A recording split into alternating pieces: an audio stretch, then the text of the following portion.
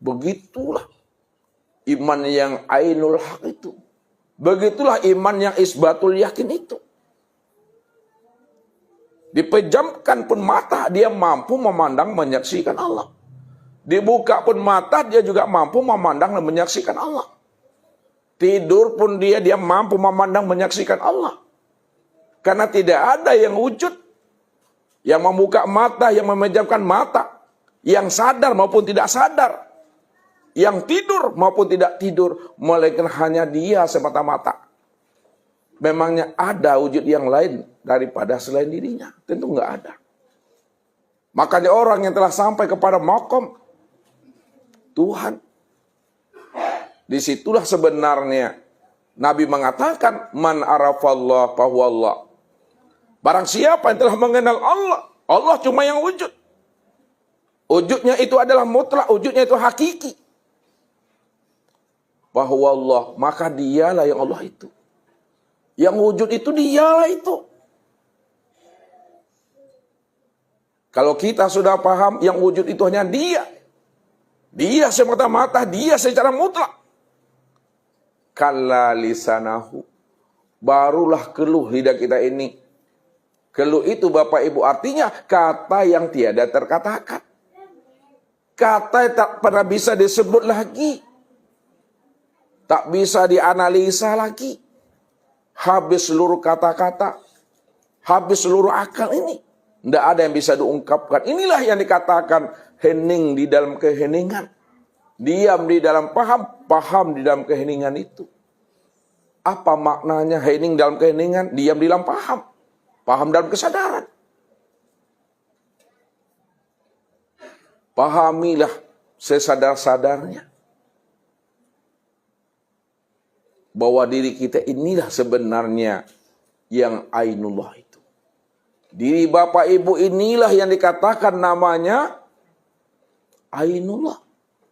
Nyatanya Allah. Jadi tak kemana-mana Bapak Ibu mencari dan menemui Allah. Sangat mudah mencari dan menemui Allah. Karena Allah itu betul-betul lebih dekat lagi dengan diri kita. Hidup kita dekat pada diri kita. Maka Allah itu lebih dekat lagi dengan diri Bapak Ibu dibanding dekatnya hidup itu pada diri kita. Kalaulah diri kita ini dekat pada diri kita, Allah itu lebih dekat lagi daripada dekatnya diri kita itu pada diri kita. Karena diri kita itu tiadalah dirinya yang sebenarnya. Cuma karena kita tidak mampu mengenal wujudnya hakiki pada segala yang wujud. Disitulah kita mengatakan kita punya diri. Padahal diri kita itu adalah nyatanya akan wujud dirinya semata-mata. Namun setelah kita paham, setelah kita mengenal akan terbukanya rahasia akan diri kita ini, disitulah tidak ada lagi namanya pengakuan. Itulah yang katakan diam 1000 bahasa itu. Tidak ada yang bisa disebut lagi Bapak Ibu. Tidak ada yang bisa diungkai lagi dengan kata-kata. Kok buleknya lah bisa digolongan mah. Kata Pak Alfian. Kok pica lah bisa dilayangkan. Juga disebut oleh Bapak Ibu.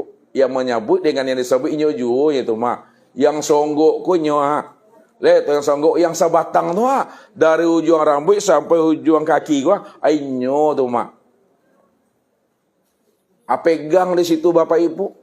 Makanya menyaksikan Allah, mengenal Allah, bermusyahadah dengan Allah, bermuwajahah dengan Allah itu bukan kata si A, bukan kata si B. Nih yang di dalam nih, tidak bisa dirubah Bapak Ibu. Lihatlah namanya sahabat Rasul, Bilal bin Rabah Bapak Ibu. Siapa yang kenal dengan Bilal bin Rabah? Setiap ada orang azan disebut apa namanya itu? Bilal. Diletakkan batu besar di dadanya. Lalu apa katanya? Ahad. Ahad.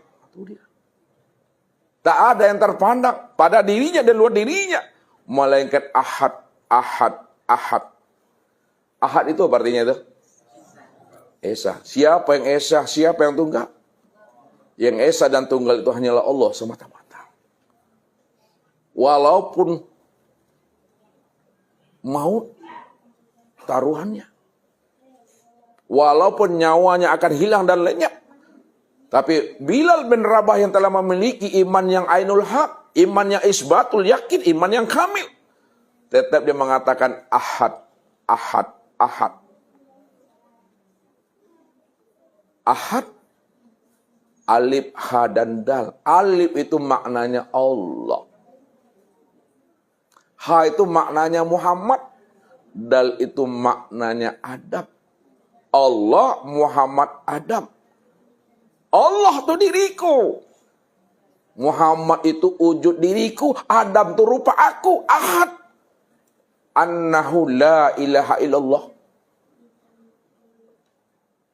Bahwasanya aku ini la ilaha illallah.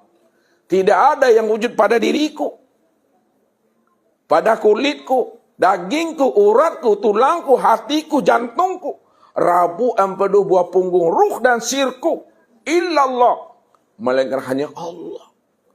Allah yang disebutnya itu, dia telah mengenal diri yang punya nama yang disebutnya. Bukan sebutan Allah yang kosong, Bapak Ibu.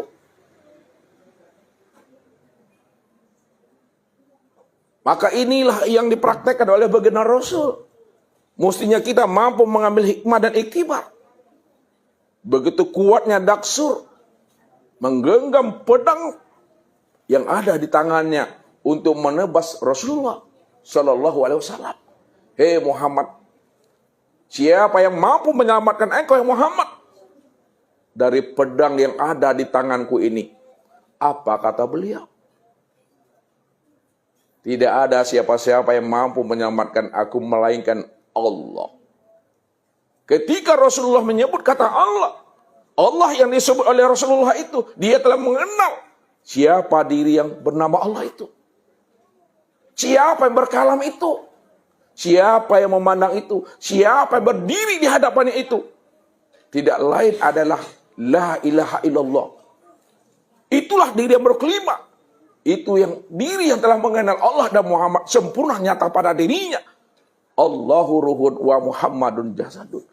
Ketika Daksur memegang kuat pedangnya itu, pada saat Rasulullah mengatakan kulimah Allah, pada saat itu pula Daksur itu tangannya lemah dan terkulai, Bapak Ibu.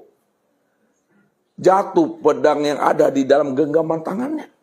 Diambil oleh Rasul. Hei Daksur, siapa yang mampu menyelamatkan engkau dari pedangku ini? Tidak ada ya Rasulullah, melainkan hanya maafmu ya Rasul kepada aku. Dimaafkan oleh Rasul.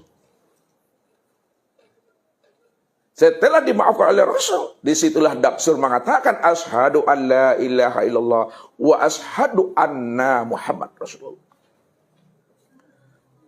Bersahadat Daksur itu. Disitulah Nabi memukakan akan rahasia dirinya kepada Daksur. Karena